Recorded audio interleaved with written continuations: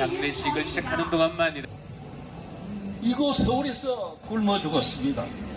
서울 관악구의 한 임대 아파트에서 40대 탈북민과 6살 난 아들이 숨진 채 발견됐습니다.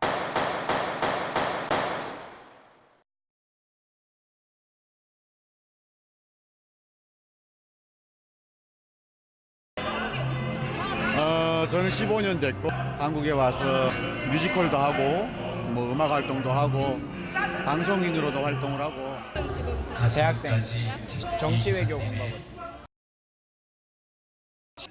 사람이 죽었잖아요. 사람이 죽는 건 사실 그 사람의 모든 세상이 다 끝나는 거잖아요.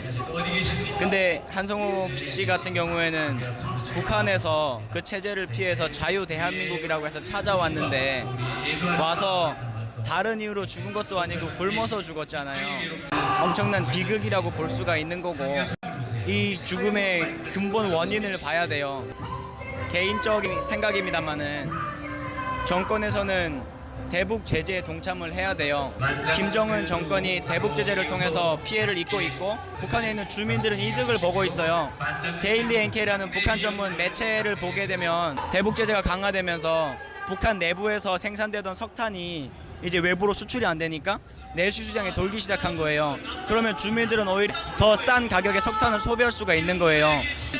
석탄뿐만 아니라 해산물이나 식료품 같은 경우에도 외부로 모든 게 수출되다가 그게 다 내수 시장에 풀리니까 오히려 주민들은 제재로 인해 긍정적인 효과를 보고 있어요. 5천 명이 되는 탈북민들이 왜 왔겠는가? 이 3대 세습이 과연 우리에게 주는 대답이 무엇인지, 사회주의가 왜 이 땅에 있어서는 안 되는지를 여러분들이 아셔야 돼요.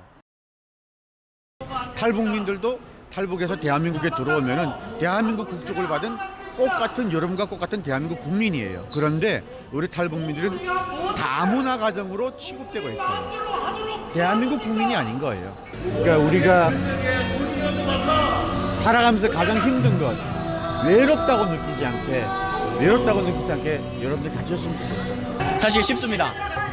저는 함경북도 청진에서 살다가 왔는데 여기 가서 소개할 때 그냥 제 이름을 말하고 고향을 말할 때 청진 사람이라고 소개를 하거든요.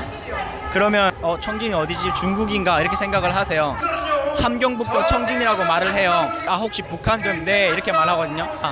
그냥 부산 사람 아니면 뭐 강원도 사람, 광주 사람 이런 것처럼 그냥 청진 사람인 거예요.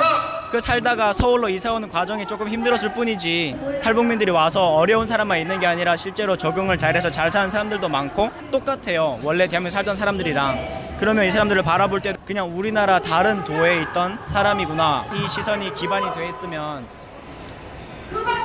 되지 않을까. 만약에 북한 사람이라는 얘기를 하게 되면 취직이라든가 사회라든가 학교라든가 아마 여러분들의 그 같이 다니는 대학교 안에서 탈북민이라는 그것 때문에 드러내지 못하고 있는 사람들이 있어요. 보이지 않는 유리벽이라고 아시죠, 여러분? 유리벽이 있습니다. 보이지 않는 그 따가운 시선 아니면 차가운 시선 때문에 탈북민들이 마음을 열지 못하고 있어요. 북한 사람만 힘을 보태는 게 아니라 대한민국 국민 심지어 전 세계 모든 사람들이 다 힘을 보태야